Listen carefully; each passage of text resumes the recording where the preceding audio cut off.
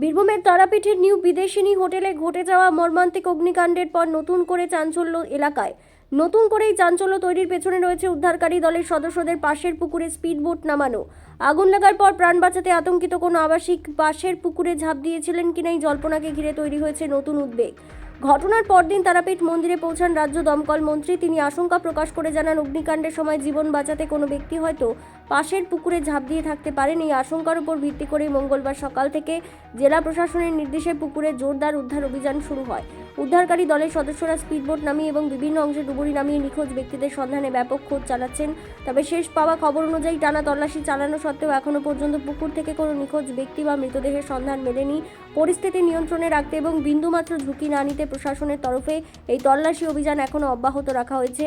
অগ্নিকাণ্ডের পর উদ্ধারকারী দলের এই তৎপরতায় তারাপীঠ জুড়ে নতুন করে উদ্বেগ ছড়িয়েছে।